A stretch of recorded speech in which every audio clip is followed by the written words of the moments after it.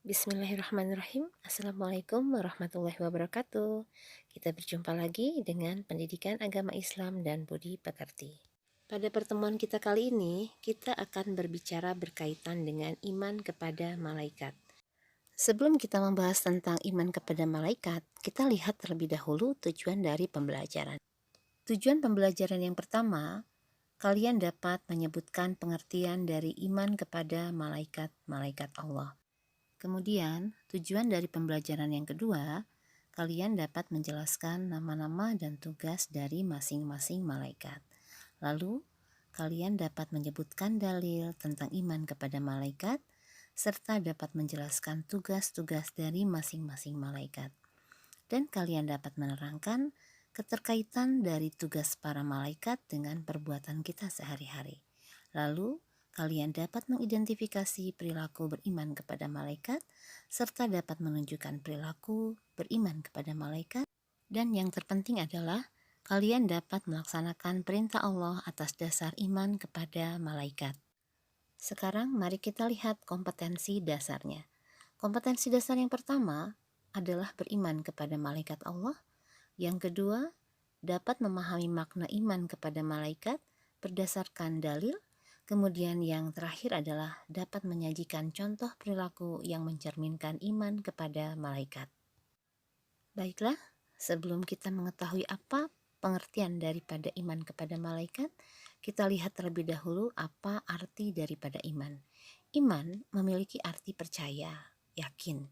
Kemudian beriman artinya mempercayai atau meyakini. Kemudian apa itu malaikat? Malaikat adalah makhluk gaib yang diciptakan dari cahaya dan memiliki tugas tertentu dari Allah Subhanahu wa Ta'ala. Dengan begitu, iman kepada malaikat artinya kita mempercayai atau meyakini adanya malaikat Allah yang diciptakan dari cahaya untuk melaksanakan tugas-tugas tertentu dari Allah Subhanahu wa Ta'ala. Dalam Quran surat Al-Fatir ayat 1 dikatakan, A'udzubillahi minasyaitonirrajim. Bismillahirrahmanirrahim. Alhamdulillahi fatiris samawati wal ard, ja'ilil malaikati rusulan uli ajnihati mathna wa thulatha wa ruba'a. Artinya, segala puji bagi Allah, pencipta langit dan bumi, yang menjadikan malaikat sebagai utusan-utusan untuk mengurus berbagai urusan, yang memiliki sayap masing-masing, ada yang 2, 3, dan 4. Baiklah, coba silakan kalian lihat nama-nama dan tugas-tugas dari malaikat yang wajib kita ketahui. Yang pertama adalah malaikat Jibril, yang tugasnya adalah menyampaikan wahyu kepada para nabi.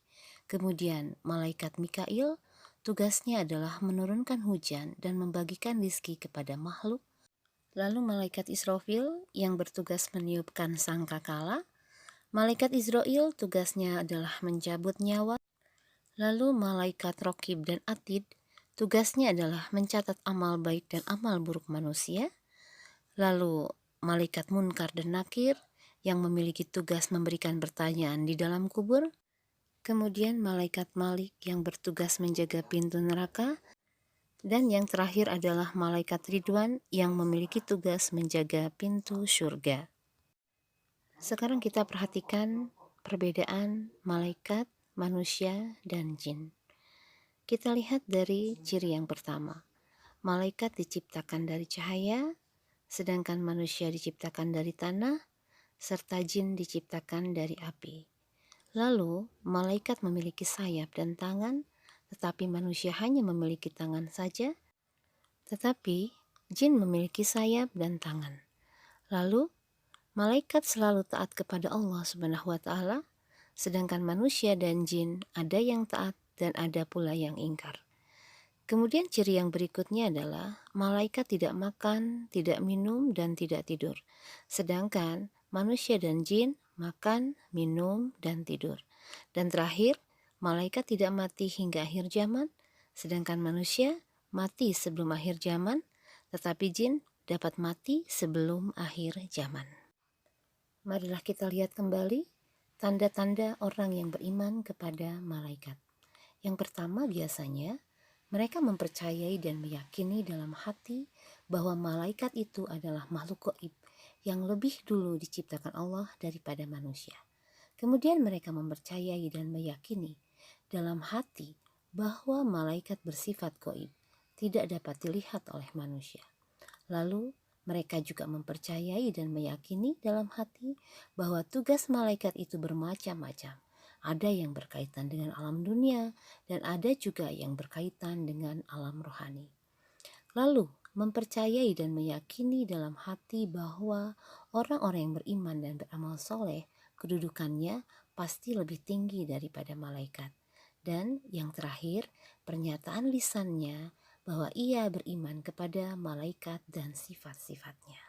Nah, sekarang kita perhatikan contoh-contoh orang yang memiliki perilaku iman kepada malaikat. Biasanya, mereka selalu berkata yang baik-baik saja. Dan kalau mereka tidak bisa berkata baik, maka mereka akan diam.